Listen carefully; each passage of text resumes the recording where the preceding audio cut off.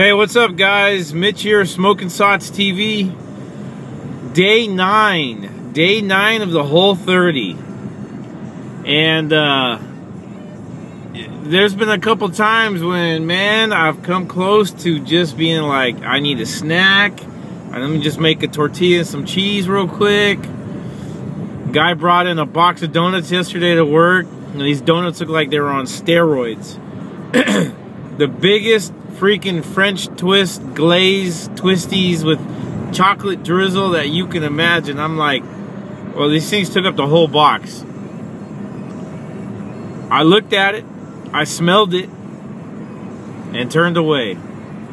Had a good healthy breakfast, had a good lunch. I ate my leftovers from the night before. I made some grass-fed ground beef with mushrooms and onions and garlic with spaghetti squash. So I heated that up for, no, not for lunch, I'm sorry, for dinner. And then lunch I had we went to Giuliano's Deli. And I just got just a salad with some grilled chicken. And I had my balsamic vinaigrette that I used, or that I made. And man, it was good stuff. I felt good. Felt good. Had a big meeting last night. I had an apple, and then had a New York strip steak with some squash. So now I just got off duty. On my way home, had a little coffee. Go home and make a nice breakfast. But I tell you what, I feel good. I feel, you know, I wasn't on a squad last night, so I didn't get up 50 million times at night. We didn't have any calls, so I actually slept and was rested, so that's nice. And now I get to finish my kids' rooms today. We're getting new carpet tomorrow. And then we're going camping in 2 weeks down to San Diego. And it should be a good time. The best thing that I like about this is I can control what I eat. I love bringing in my own food because I tell you what, firemen are the worst. Get up in the morning, come into work, have coffee, eat leftovers from whoever cooked the day before. And usually it's like pasta and whatever. And then they work out. And if they don't eat, then it's a donut. And then they work out. So they're on the sugar high, they work out and they crash and they sleep the rest of the afternoon. Man, I tell you what, we have the worst diets. And dudes are good, but everyone procrastinates. Everyone is like, yeah, well, oh, you're on a special diet, Mr. Fancy Pants. Yeah, fancy pants that are getting loose around my waist right now. You know, so I started it 3 weeks ago. And I was on it for 2 weeks. And then, of course, I fell off the wagon because we were at Knott's Berry Farm and you know, ordered a hamburger and it didn't come the way I wanted it, but I didn't want to waste 15 bucks, so I said screw it and I ate it. And I had to reset the clock after my wife and I went away for the weekend. So just with a couple of those days in there, I still notice a big difference. I start seeing the outline of my abs, which are pretty good for a 37-year-old man that had a little bit of belly. You know, I made a mistake in not taking any before pictures, but I'm gonna take some pictures today and post them, and then take some more down the road. Probably go more than just 30 days,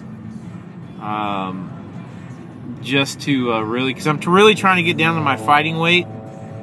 I box for my department, and I do mixed martial arts, so I know that I weighed 208 when I started all this, and I know I'm less now. I'm trying to get back down to 190. And when I was at 190, when I fought a couple years ago, I wasn't cut and shredded. I just lost a lot of muscle mass.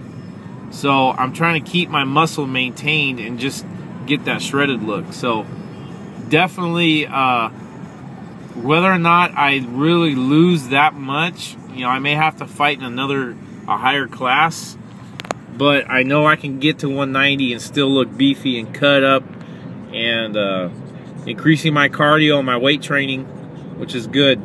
It's just I have a rib injury from like a week and a half ago when I was sparring. I took a shot to the ribs right underneath my left boob, and still hurts. So there's certain exercises I can't do, especially some of my core exercises, just putting stress and weight down there. It hurts. So anyways, suck it up. Tell you what, the pyramids weren't built pain-free, and this temple is gonna have some pain in it. Anyways, Whole30 dieters, I know what you're going through, and it's good. And let me just tell you about shopping. It's not a big deal, because I roughly spend about $20 at work every time I go in. Now that I've been on this diet, now I've been on this change, as I tell everybody at the station. I'm spending half that at work, and I have to spend money at work because I live at the fire station, so it's a must. I bring in my food, and sometimes I get away without spending anything, but it's kind of hard, especially when we go get coffee during the day or whatnot. But Trader Joe's is good if you're getting the whole food. They got a lot of stuff on the shelf that is organic and whatnot. You just got to read your labels, because a lot of stuff at Trader Joe's is just not Whole30 compliant. The Kerrygold butter, which is good, it's got the milk fat in it. Just clarify it.